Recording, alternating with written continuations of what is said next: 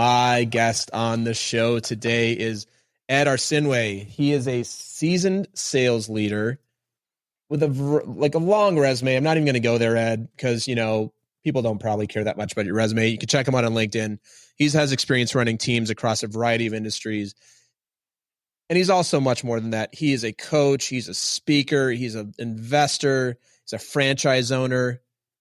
And where we connected right away, he's an avid video game player. So I said, this dude, you can make as much money as you want. You could sell millions and millions of dollars of product, but you're a video gamer. And that's where I'm like, yep, we're going to talk about that. So we're going to spend the entire time talking about video games. Okay, that'd be cool. We could.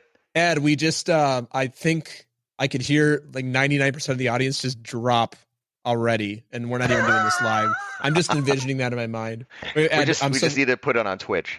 Put it on. Yeah, we're broadcasting this on Twitch right now. But Ed, thanks for being here today. Hey, it's great to be here, Jason. Awesome. Let's get into it, and let's start by talking about something that you nerd out about. What is something you nerd out about? We just talked about video games, and I'll tell you a little story about that. Please. Yeah. My parents were not interested in me playing video games. Like, I was a huge nerd, like gigantic with a capital N. I was the president of the Advanced Dungeons and Dragons Club in 7th grade. I consider myself a really good dungeon master at that point in time, but that was before video games, because that was like 84. That's how I'm dating myself. You know what's so perfect about? I just have to say this, and I'm sure you've heard this. This is now cool because of Stranger Things. It is. It wasn't cool. Like the Hellfire Club. I was the Hellfire Club. You were the Hellfire Club. I was the president of the Hellfire Club. Now it's cool. It was not cool for. It's questionable if it's still cool. Yeah, but it's the thing. Stranger Things in Austin, made it more popular. where I live, I was surprised at how big the Dungeons and Dragons community is here. Interesting. But I would say it started with that, but then computers. I got an F in citizenship in middle school because I was sneaking out of art class to play video games on a TRS-80, which is, there's no graphics. It's just text. Like, it's text based game.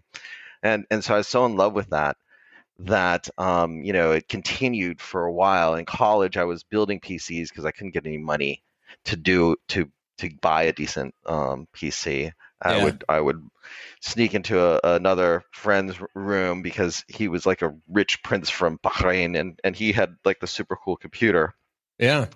But eventually I was just building them on my own, just trying to get games to work.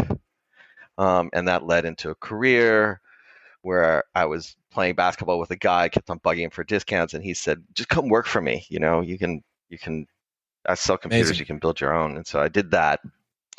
And I was just chasing games. I worked at Egghead Software, worked at a reseller, was eventually recruited by Hewlett Packard, got interviewed by Microsoft. They asked me, what I do for fun. I said I play video games, and they got super interested. I think that's why I got the job at Microsoft.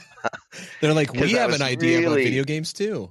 Really good at Counter-Strike. I don't know if you remember that game. Of course. Still popular.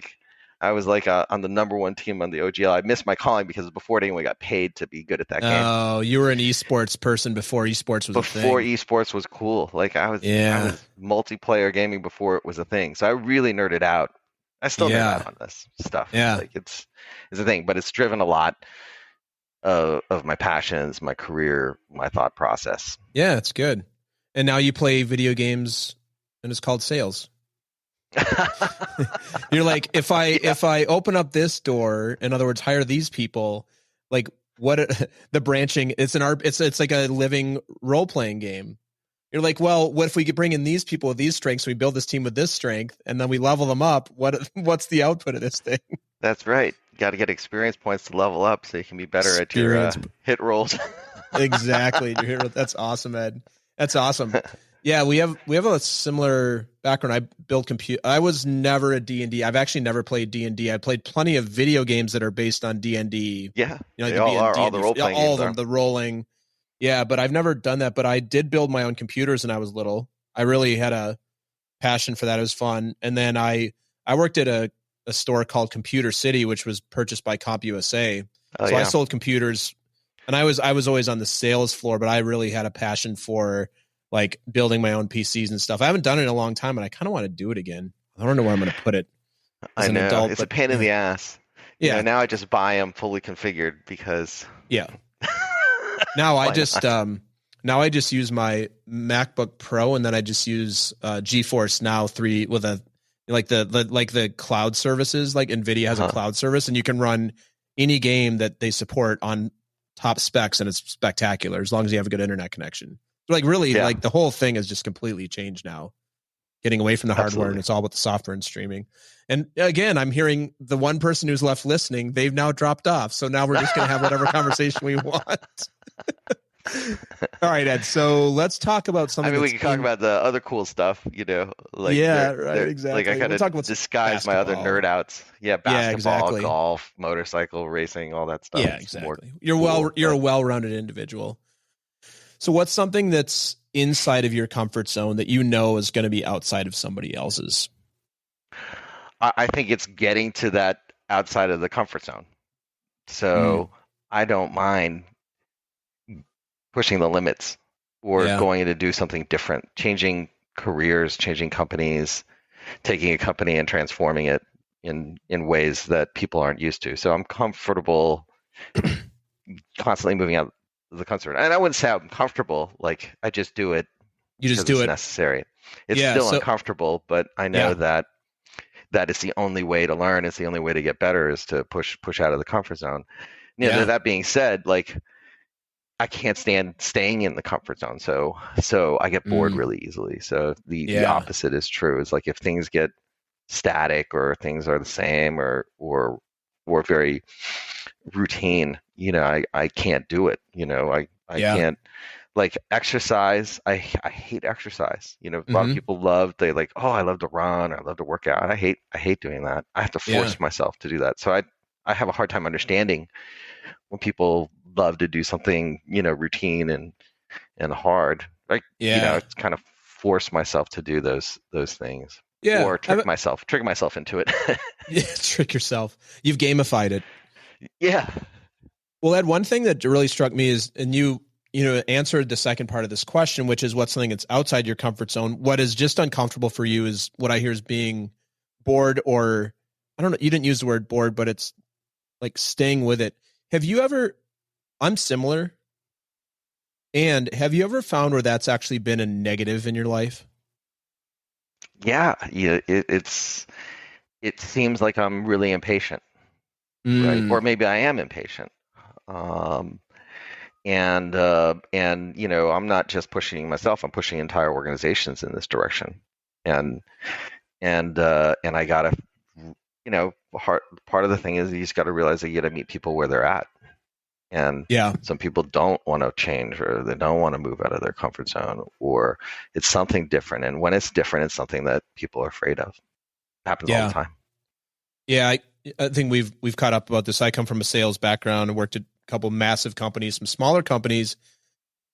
You know this as well as anybody. I think the average tenure of like a CRO to startup is like a year and a half. So it's It's not 18 months. high. Yeah, Yeah. it's 18 months, right? So it's interesting because I think most CROs that I know and I worked with or worked for usually have a similar kind of like spin, is like we need to do things differently. And that's cool, except the other executive positions usually don't have that level of uncomfortability sometimes, or the board or the investors. So like I think one of the reasons for that is, one, it's sales. There's always more money to be made elsewhere. There's new products, and it's a very transferable skill. Two, that cool, Ed, you do whatever you want, make people uncomfortable. You don't have that long to do that though. For like this had better start working, and it better start working in a pretty specific amount of time, or we're going to find somebody else who will.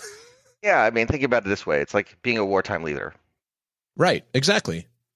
Things need to change. So let's bring in this guy and get it to change. Now we want things to be the same. He's not the right guy anymore. That's right. Or this is Now, not the right place anymore. not the right place. Yeah. I'm sure if we dug into your career, which we won't hear, that you've had some experiences like that, both good and bad, not even good and bad. It's like, it's It's almost just what part it of is. it is what it is. It's part of it. Right. It's like, you're like, hey, I'm going to go be a CRO or a chief customer officer. You're like, yeah, you got a long leash for a little bit. And then it's a very short leash pretty quickly. It's which I always a don't. short lease. Well, it's always a short leash. Yeah. Yes. Which I Quarter think. by quarter, and you're Yeah. directly connected to business results. Yeah. So it's just what it is. Hero to zero on a recurring 90-day basis, or for some companies on a recurring 31 or 30-day basis, where you're like, wow. I worked for a really great sales leader, and you'd always say, he goes, this is why you all get paid more than the engineers, because this isn't easy. If it was easy, we wouldn't need to pay you much. And this is also why it's stressful, because we wouldn't need to pay you that much if it wasn't stressful. And that's why salespeople get paid well, because it's stressful, and it's certain. And a lot of people just can't do it, they can't handle it, or they don't want to, and that's okay. Anyone could do it. It's just Anybody you got to could be willing to be uncomfortable, willing to get rejected, willing to try to talk through these things. Like, I think we were on that seminar with Santa recently, and like, what is sales? And there's a lot of soft definitions about it, but the reality is you have to ultimately get someone to part with money for something that they weren't intending to do. They weren't intending to do. Exactly. Like, if they were intending to do it, you don't need sales. You just need order takers. Right. Well, and order takers can be a website. You don't even need a person. Right. You don't even need people for that. Well, what's interesting about the psychology of sales too is it's the actual transfer of money isn't the thing. It's the emotion and the psychology behind what that means. It's some exchange. Like, you could take it. Money is probably the definition of it, but it's some sort of either transaction, commitment, or action that you've got someone to do, because you have your pre-closes, and that's selling too until you get to the close, and then there's the sell and expand. So every step of the way, and if you're great at it, it's not just for you, it's for your customer, for lifetime value, and they see that. That's right. They keep wanting to come back. So it's art and science together. Yeah. Well, it's and I think most of your career has been spent in business to business selling, right? Like, you've been running teams that are B2B for the most part. B2C, B2B. I was in B2B sales initially, selling I'd say, when I was at Egghead, it was B2C. Then of course, it was B2B, Microsoft B2B. And then LegalZoom, it was B2C to B. So we would sell businesses to become businesses, and then sell them after they became businesses. Yeah. And then at eHealth, it was B2C, on healthcare. So it's been the thing I'd say about the B2B sales. Yeah, the thing about the B2B stuff is when that procurement department writes that check, somebody's butt's on the line almost all the time. So it's like the psychology of like this. The money is the money, and then there's also the reputation that's attached to that money.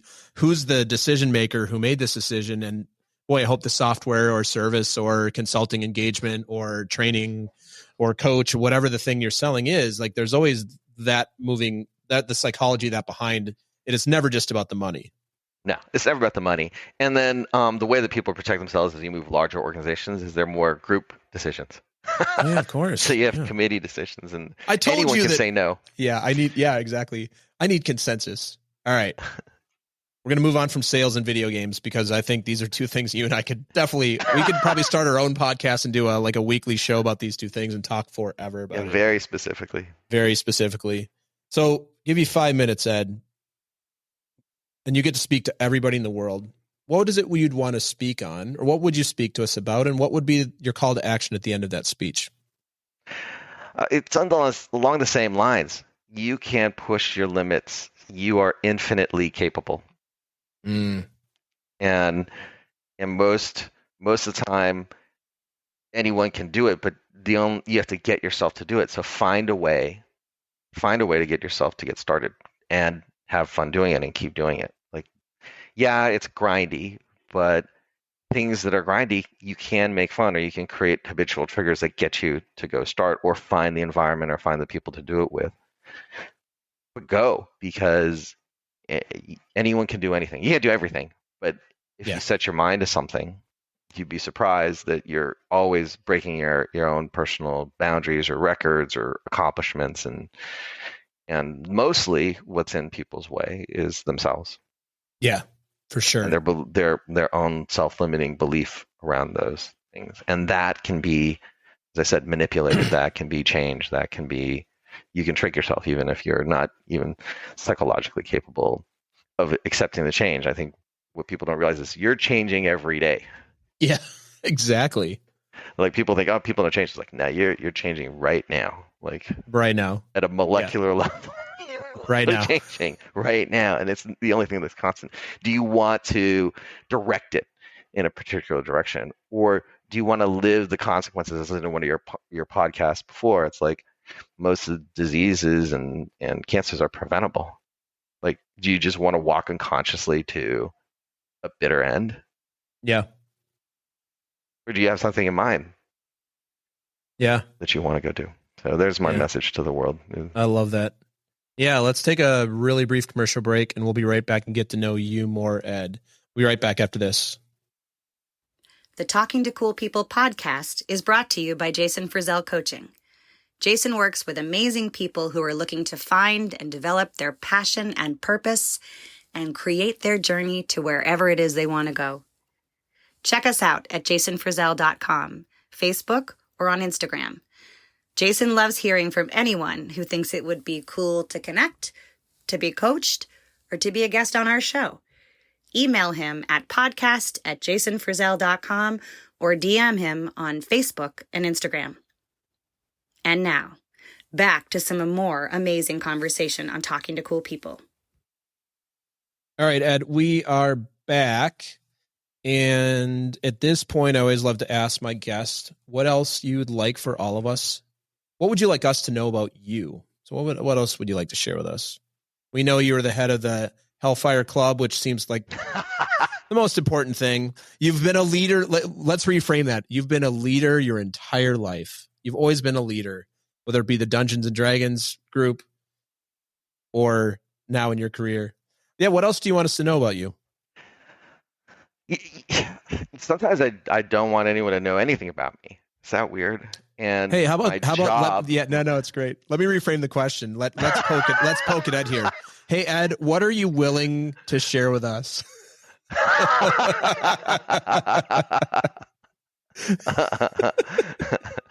That's a better question, right? You're like, well, the weather in Texas it's it's a nice fall day. The Cowboys play somebody this weekend, and all the deep stuff.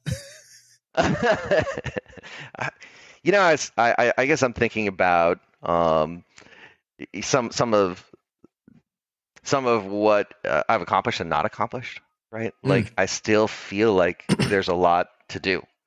And while I've accomplished, a lot in the career that I've had, I feel like I'm just getting started all over again. And sometimes I feel like that every day. But I'll tell you, what I've learned so far is you can't really do it by yourself. So if there's something that I want to share is like it's much better when you work with people you love to work with, and it's much more fun when you're dealing with customers you want to deal with. And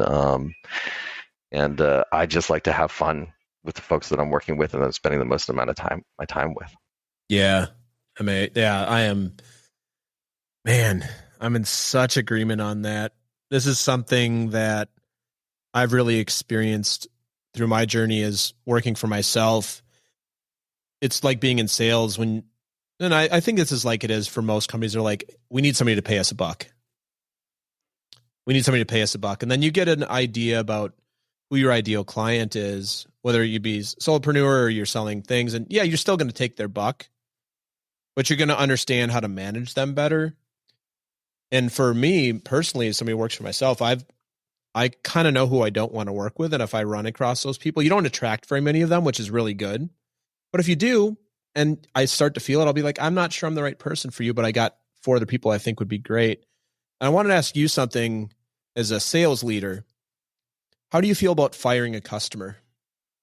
Do it just for the same reasons, right? But especially around respect and safety. Yeah. Like those are things that you should fire your customer about, right? Integrity. Yeah. Right? Yeah. Like those are definitely areas where I don't fault anyone for not wanting to work with a client.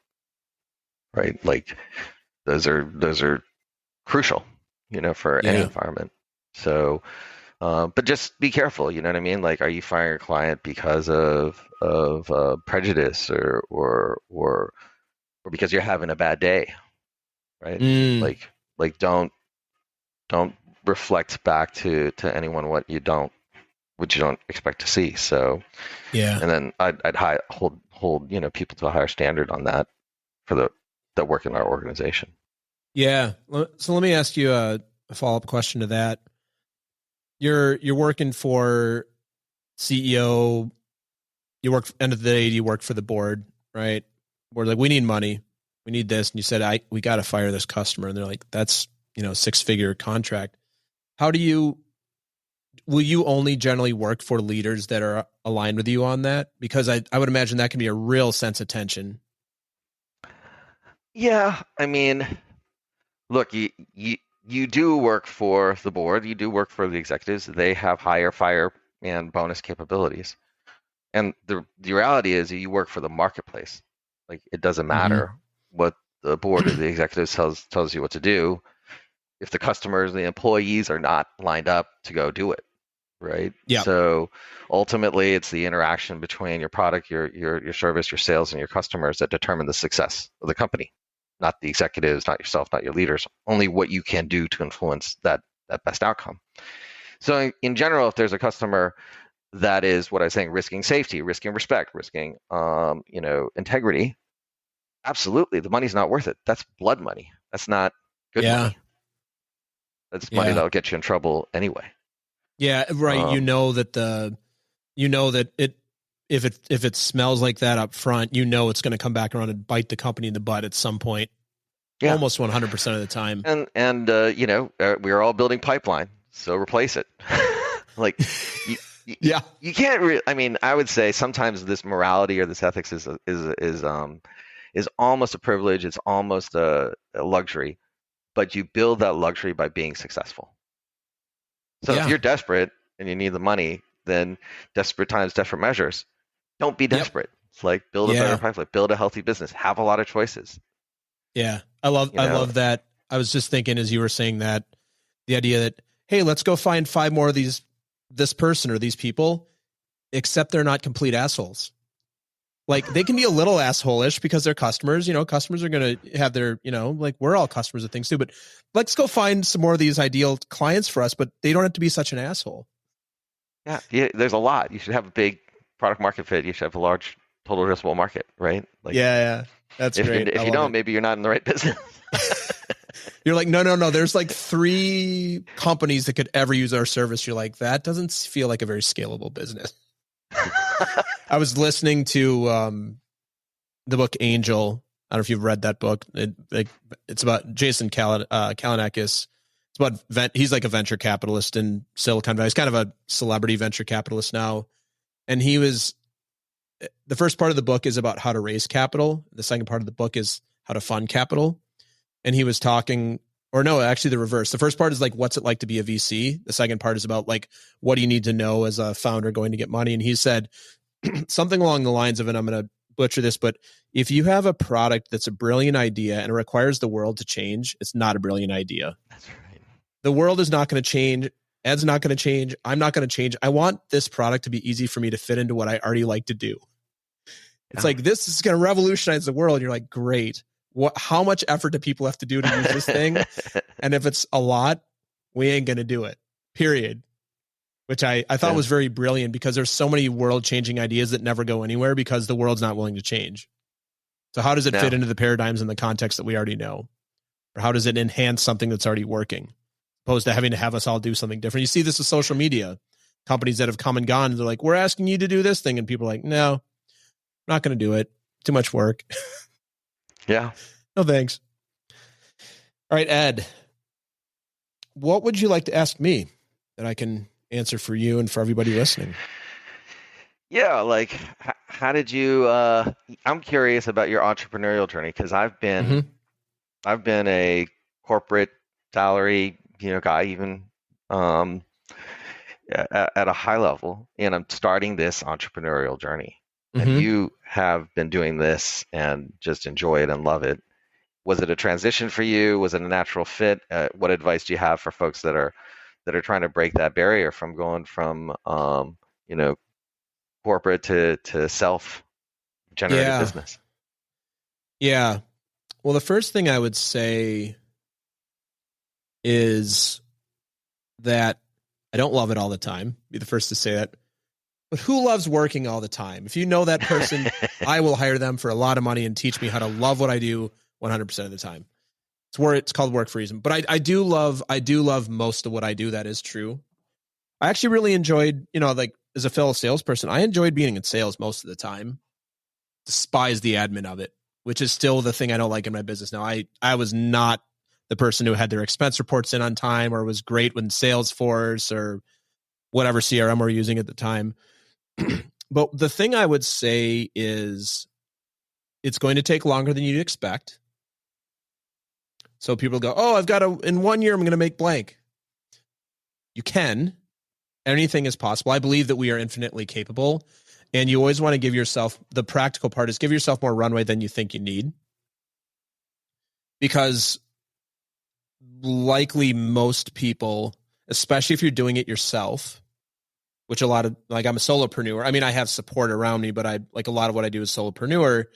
We're going to think that based on our capabilities, we can make it happen. So give yourself more time to be really clear about your capacity for the stress of not making what you'd make as a CRO or as an enterprise software salesperson for quite a little while. Like, what is your level of tolerance for that? Because my experience is, and I work with a lot of entrepreneurs. I know a lot of these people. What happens generally, like clockwork, is that you get presented with a whole bunch of opportunities that are quite lucrative once you decide that you're going to do your own thing. It's happened to me. Like, I've turned down 2 job offers this year, both of which are 4 years ago my ideal jobs. And I'm like, so you have to be clear about your risk tolerance. And if you are married or you have a financial commitments to other people, you have kids or whatever, you need to be very clear about those too. So a lot of people are like, oh, the entrepreneurial journey, it's so enlightened. And no, dude, it's like no different than working at a corporation. Like, it's challenging as heck sometimes. So understand your risk tolerance, understand your runway, and give yourself more runway than you'd think. And then 3, and this has been the biggest shock to me, Ed, is, anybody else over here. So I don't have an operations person yes, I have a virtual assistant that can do things, but when you're your own business person, there's not like a sales support ops, or there's no sales ops person, or there's no head of finance you can go to for all these things. So you need to be prepared to either do them yourself or spend the money to have somebody else do them. And spending the money to do them well isn't cheap. So if you're just starting out and you're restricted on what you want on your operating expenses, and at the same time, you don't love these things, you need to be prepared to do them anyway. And then as you scale and grow, just like any good business, it's like a startup. You're a startup. You've been in startups, like it's the same thing as startups. You go, hey, Ed, you're going to be the CRO and you're also going to wash the dishes. And we're also going to have you be the Salesforce administrator, blah, blah, blah for now. And then as we grow, we're going to do it. Be prepared that that's going to be amplified by yourself, because there's nobody else. You likely don't have the money to hire somebody full time. And fortunately, the kind of business I run, it's pretty operationally easy. Yeah. The last thing I will say for people listening is, if you want to get into a services-based business like what I run, which is, I always consider I'm kind of like an actor who shows up on a stage for an hour at a time, and I'm with people, and then I go bye-bye. Like, I don't have any implementation work in my business, which I love because I don't like implementation work. Yeah. Is just make sure that you are sourcing yourself to do that work well. And you're constantly reinventing yourself. It goes back to what you said. If it's starting to feel too comfortable, your clients are going to sense that most likely. And it's so and I know you and I are aligned on this, is always like growing yourself, pushing yourself, do that with others, do that through training, do that through coaching, whatever that thing is. But make sure that if it starts to feel easy, you're probably not doing a good job, because people will sense that. Yeah. Like, well, this guy's giving me the same framework he's given the last 10 people he's talked to.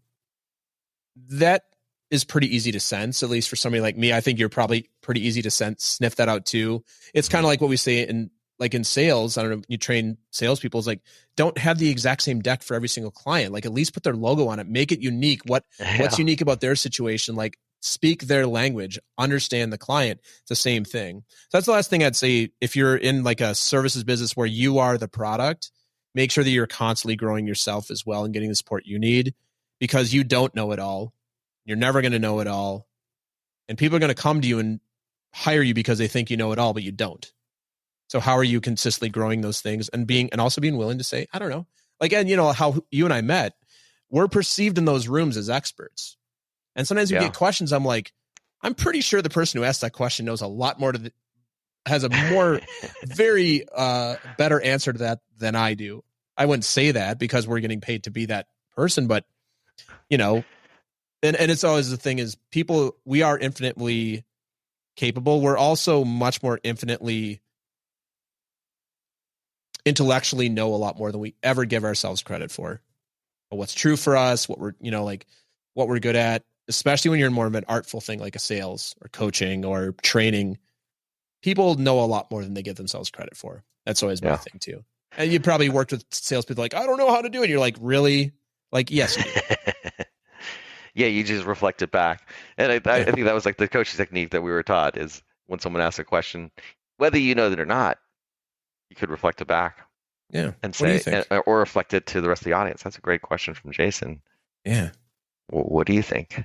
Yeah. What do you all type in your answer? Yeah. Type in your answer. That's great. That's great. Great question, Ed. Great question. Thank you. What are you? No, thanks for the advice. Yeah. Coaching, not advice. Well, it's advice on this. It's coaching. So Ed, you're obviously a very passionate dude. What else what are you passionate about other than video games and entrepreneurship? I'd be remiss if I didn't mention my daughters. I have two daughters. One just graduated from college and congrats in UCR and is in marketing, and she did a marketing internship at Life Hikes over the summer. Very cool. I didn't know that. Yeah, she's got another internship at Innovative Pet Care, but she's looking to get into. She's into games too, so she's looking to get into a marketing gig at something revolving games or game development, and right now she's trying to put on a tournament, like a gaming tournament with Valorant. I don't know if you've ever played that game, but it's a first-person shooter. Very cool. And so I'm excited for her. She studied theater and music, and it's great talent artistically from a singing and playing standpoint, acting as well, but wants to get into marketing. My other daughter is a junior, and she just finished an internship at the Getty Center in Los Angeles doing art conservation, like Amazing. Specifically paper art conservation. And she's in her junior year at Scripps College, and I'm just happy that they're both finding, you know, things that they're passionate about, that they're good at, that they like to do, and they still want to hang out with me, which is, I'm surprised because I was such a workaholic, not absentee father, but I was working a lot, traveling a lot. Sure. When I was there, I was present, but they're still very sweet, and I talk to them, every other day or so. So it's great. You're giving me hope. I'm on the opposite side. We have a 6-year-old who adores me right now, and I'm just waiting for the moment she's like, but there's those moments already. She's like, or it changes. They change. You can see it as they grow older. They're so fun at that age, 6 to 10. It's great. You get around 12. I think middle school is the worst time in a young person's life, just because of multitude of reasons. And you got to pick a different strategy in your approach, and then even different when they're in high school or in college. Yeah. And, just adjust for it I would say you're moving more into a less active role, more listening role as you move into those. Even as you bite down and you're like, I don't want to listen to this any longer. I have so much advice for you, but you're not going to listen to me, so I'm not going to give it to you. That's right. Like the amount of patience that's required gets higher, surprisingly. Yeah. That's awesome. Congratulations. Yeah, that must be really fulfilling. It is fulfilling, and now that they've been out of the house for a while. Now I've been focusing on doing more fun things. I picked up I picked up motorcycle racing. I went to Las Vegas Motor Speedway and leaned a bike over at high speeds and had fun with that, and want to do I it bet. again soon. I'm doing this basketball thing, but I started playing basketball again after a little hiatus. Cool. And now I'm playing every week, and I still playing golf. My goal was to shoot even par. I've done it twice, but I can't do it consistently. So I just want to keep on trying to get better at things. Yeah. That's let's talk about basketball for just a minute, because I know you were telling me you just invested in a basketball related business. Yeah. Yeah. Tell us about that. Yeah, it's called Shoot 360. It's kind of like where basketball meets video games. You have these shooting bays and these skill bays that we set up in a facility, like a warehouse facility, and there are cameras that track the ball, and soon they're going to make it more advanced and track some biometric movements as well. But essentially, when you're shooting, and then it has a gun which collects the balls with a net and then passes it back to you, that can be programmed by an iPad or computer, and then tracks your individual statistics. But an ideal shot has a 45-degree angle. It's a little deeper towards the back of the rim, and then obviously side to side it's centered. And so the camera will measure that and give you feedback instantaneously with every shot. So as you're shooting, it's like, is it high enough? Is it long enough? Is it right to left? Make adjustments. A coach will come in, help you make some adjustments, but you're really just getting feedback directly as you're doing it, and reward, because when you're at the right angle, the right degree, the right arc, the right distance, the right depth, it gives you a splash zone meter. And 99% of everything in the splash zone is going to go in. Yeah. And so you're getting this constant feedback. And you and I are big, how do you call it? Learning to learn, performance excellence guys. Yeah. We know, from that standpoint, the only way you get better at something, or you get excellent at something, is through repetition, grind, feedback and coaching. Yeah, feedback. And coaching. And so this combines all these elements. I've done it professionally in terms of running sales organizations or my own personal hobbies, but this is a chance for me to give back to the community and teach kids that, these things are possible with work and discipline and feedback and coaching in a positive environment, and hopefully extends not just to their basketball skills, but it extends to their lifelong learning skills. Sometimes just having someone believe in you or seeing yourself grow unlocks all this capability. So if you could do better at this, I could do better at something else. Like my own story is, I couldn't hit the broadside of a barn shooting basketballs until I, all the way through high school. Until I went to college, I met this guy named Manuel Legaspi, who won the 3-point contest and the free throw contest at Georgetown University. And he was on the Filipino club, in the Filipino club, which I was the president of. And I'm like, hey, is that something that you're born with, like shooting that well, or is that something that you can learn? And he's like, I don't know, but let me show you what I do. Yeah. And we went out there and drilled, and he's like, yeah, you kind of make 200 to 2,000 of these shots every day. And and it's like, really? But I started doing it, and I became a much, much better shooter, like a great shooter. But I didn't know that these things were possible. I thought like you're either born with it or you weren't. You have it or you don't. Yeah. And that huge opened my fallacy. eyes to a whole bunch of possibilities. And now, there's a chance to kind of give it back at scale. Man, that sounds like a ton of fun. That is like my sweet spot, is athletics coupled with technology. I can't wait to try that sometime. And also, I'm a pretty decent shooter. It's interesting. I'm a good free throw shooter.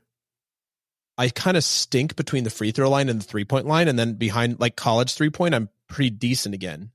So I have my mid-range jumper is kind of garbage, but my 3-pointers, I think it's because I practiced it a lot more. But I'd be really interested to see what it thinks of my shot, because I played basketball like when I was like between like the ages of 9 and 13, and I had this really wonky jump shot, and then I corrected it, and I think it looks pretty standard now, but I'm really curious. I can't wait to try this sometime. It sounds I would love this sort of thing. If you're ever in Austin, come. They've got one in Houston, they got one in Dallas, they've got one in their headquarters is in Oregon, but they've got an LA site, and the LA site and the Northern California site, one's owned by the Golden State Warriors, another's owned by the Clippers. I think Yeah, San Antonio Spurs have have a partnership with Shoot 360 down here in Texas. It makes sense. But you can just go in and shoot and see, and then you can see where you're inconsistent, see where you're inconsistent. But I just find it fun as hell. It sounds really fun. Just to get up there and get shots up and not have to go collect the balls because it's being shot right back at you. Yeah, it's amazing. It's like Topgolf. It's like Topgolf. There's Topgolf is more like a bowling alley experience. Yeah. There's other experiences like Golfinity or the TaylorMade Performance Center that's more performance oriented, and I've done those. I love that too. Yeah. Because it gives you statistics, it gives you data, it gives you feedback. Yeah. Right. And that's cool. Repetitiveness that gets you, better at the thing that you want to get better at. Yeah, very cool, Ed. All right. What's something that you're afraid that might actually be true about you? I think I'm just afraid that it doesn't, I'm not going to make a difference. And in the big scheme of things, I'm not. We're all just dust. Speck in time, right? Zoom out enough, you don't make a difference. Yeah. And I think, I've been trying so hard all my life to make a difference or even make a lot of money or whatever not.